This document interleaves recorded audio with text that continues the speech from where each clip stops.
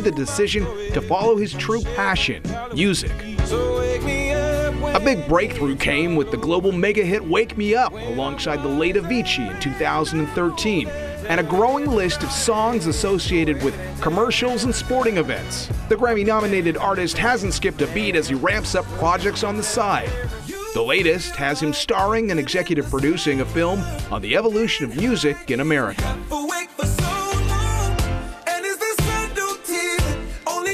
You kind of take us on a journey in this film. What was the journey like for you?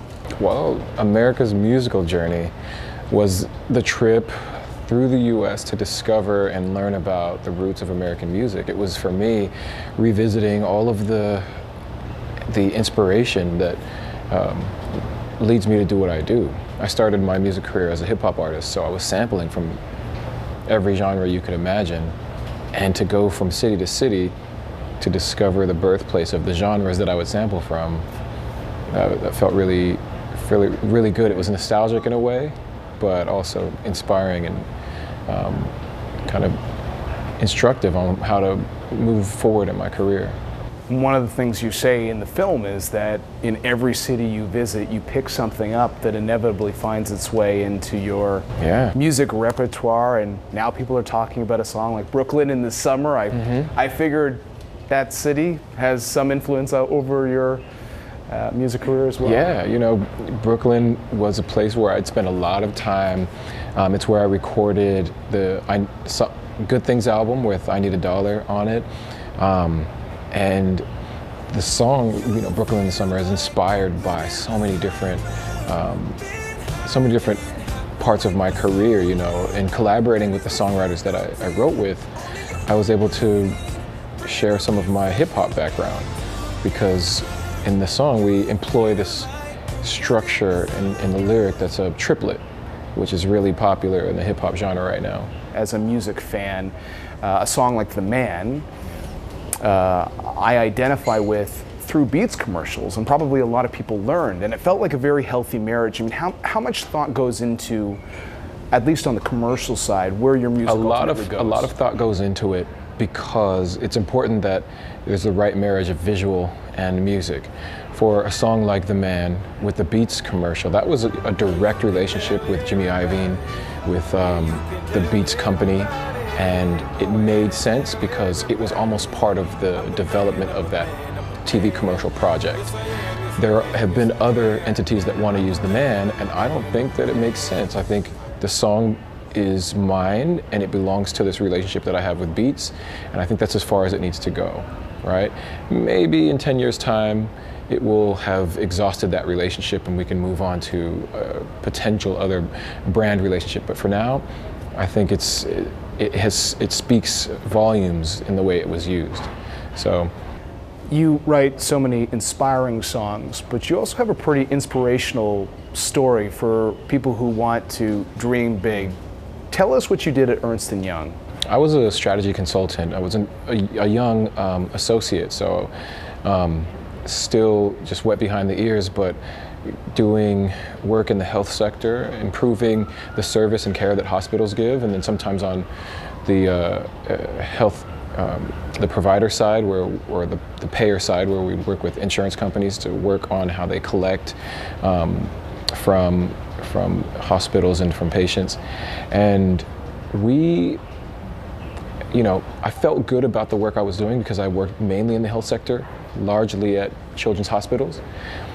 I just always felt like I wanted to do more, and I think that music was my opportunity to expand and use my voice for good in society in ways that I think kind of working in a corporate environment would have not allowed me to expand. Songs about money always seem to resonate with people, but I can't think of one that's had the cultural impact of a song like I Need a Dollar definitely came out of, I think, a time, of course, of the global financial crisis, and it had a moment where it just worked with what was happening in society at the same time.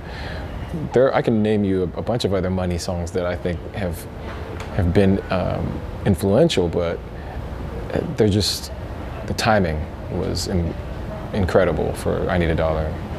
Well, money is a big thing in the music business. There's all sorts of opportunity when you've had the kind of success you've had.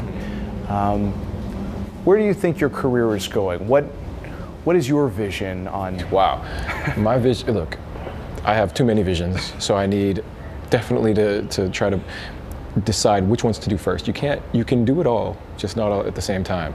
So I love technology, and I love coming up with crazy harebrained ideas.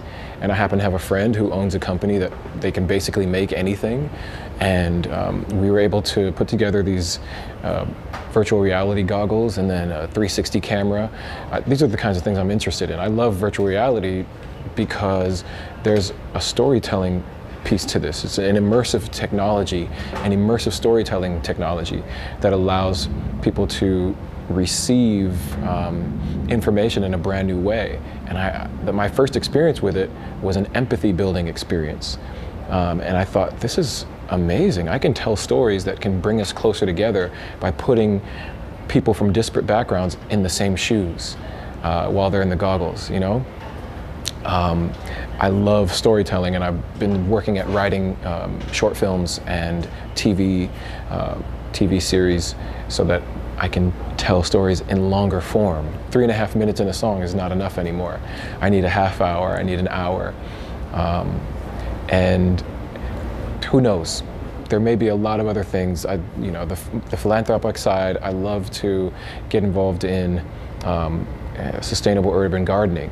I think food security is an important topic, especially in this era of climate change and people in densely populated cities.